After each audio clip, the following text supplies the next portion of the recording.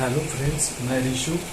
आज आपको वेद चैप्टर से जो क्वेश्चंस आता है मैं वो समझाऊंगा। जैसे कि यहाँ क्वेश्चन लिखा है कि ऋग्वेद में किस नदी का उल्लेख 3 बार हुआ है। तो इस क्वेश्चन का राइट आंसर जानने के लिए छोटा सा डाटा हमें समझना पड़ेगा।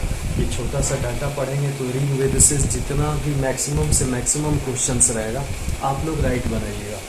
तो इसका सबसे पहला क्वेश्चन आएगा कि ऋग्वेद में कितने मंडल हैं। हमें याद रखना पड़ेगा कि ऋग्वेद में टोटल 10 मंडल होते हैं।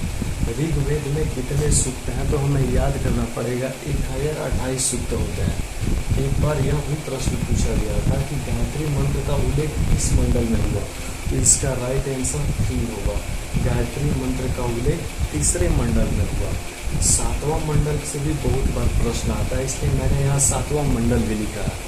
7वां मंडल में वरुण को समर्पित है, यह प्रश्न आता है। 9वां मंडल में किसका वर्णन है, तो 9वां मंडल में सोम का वर्णन है। 10वां मंडल में 4 जो वर्ण होता है, चारों वर्ण का उल्लेख जो है 10वां मंडल में है। कई बार प्रश्न यह भी पूछा जाता है कि राजसूय यज्ञ का उल्लेख किसमें मिलता है, तो इसका राइट आंसर होगा ऐतरेय ब्राह्मण। एक बार और प्रश्न आया था, ऋग्वेद में यमुना का उल्लेख 3 बार हुआ है, जो कि यहाँ क्वेश्चन का राइट आंसर है कि ऋग्वेद में किस नदी का उल्लेख 3 बार हुआ। यहाँ देखिए ऋग्वेद में यमुना का उल्लेख 3 बार हुआ और इसका राइट आंसर यमुना हो जाएगा।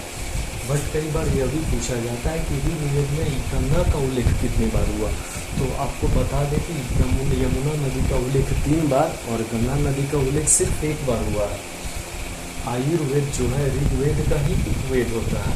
तो इतना आसान से लैंग्वेज में हम लोग समझ गए ऋग्वेद। आप एक बार फिर से लिख लीजिए ऊपर से लेके नीचे, आपको ऋग्वेद से रिलेटेड जितना भी मैक्सिमम क्वेश्चन होता है एक बार में याद हो गया होगा।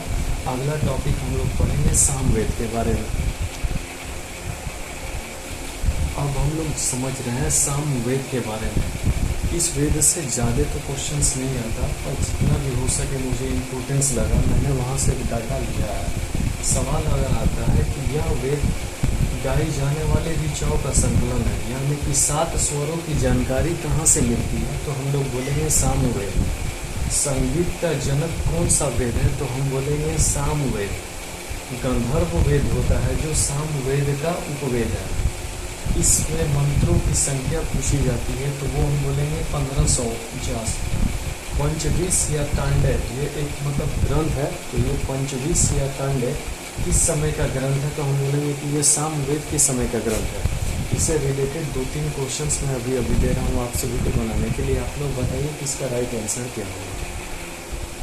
जैसा कि क्वेश्चन यहाँ लिखा है कि संगीत का सर्वाधिक जानकारी किस वेद से मिलती है। ऑप्शन दिया है ऋग्वेद, सामवेद, अथर्ववेद, यजुर्वेद। तो अभी तो हमने सीखा कि संगीत का जनक सामवेद है, तो इसका राइट आंसर भी क्या होगा, सामवेद। तो अभी तक हमने 2 वेद के बारे में पढ़ा, आगे अब हम लोग सीखेंगे यजुर्वेद के बारे में।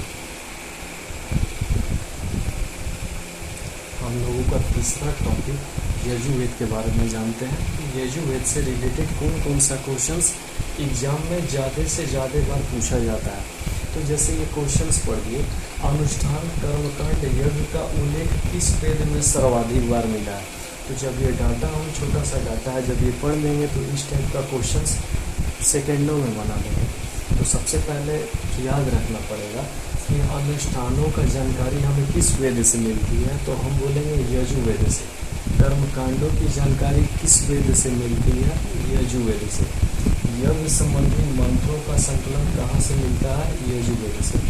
एक और प्रश्न आता है कि शतपथ ब्राह्मण एक ग्रंथ है, इसकी जानकारी हमें कहाँ से मिलती है, यजुर्वेद से। कई बार यह भी प्रश्न पूछा जाता है कि शतपथ ब्राह्मण ग्रंथ में किस विषय के बारे में जानकारी दी गई है, तो इसमें कृषि और सिंचाई के बारे में विशेष रूप से जानकारी दी गई है। तो यह छोटा सा डाटा यजुर्वेद का है। नेक्स्ट हम चलते हैं अगला डाटा। जैसा कि आखिरी वेद अथर्ववेद के बारे में हम पढ़ रहे हैं, इससे पहले हम लोग 3 वेद के बारे में अच्छे से पढ़ लिए हैं। तो अथर्ववेद से जो मुख्य क्वेश्चन पूछा जाता है, कोशिश हम कर रहे हैं कि सिर्फ वही सब क्वेश्चन आपको बताएं, ताकि एग्जाम में आपको बहुत जल्दी याद भी हो जाए और एग्जाम में आप ज़्यादा से ज़्यादा सही क्वेश्चन अटेम्प्ट करें। तो देखिए इसमें सबसे पहला क्वेश्चन आएगा कि अथर्ववेद की रचना किसने की, तो इसकी रचना अथर्वा ऋषि ने की।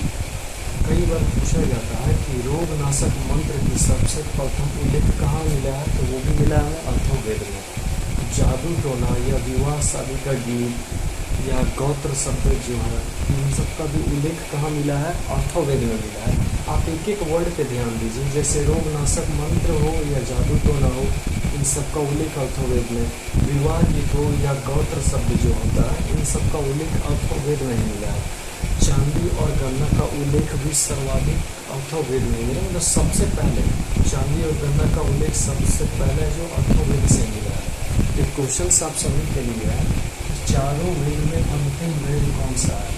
इसका आंसर आप लोग कमेंट में कीजिए, क्योंकि अभी तक हम कोशिश किए हैं चारों वेद आपको अच्छे से पढ़ा दिए हैं।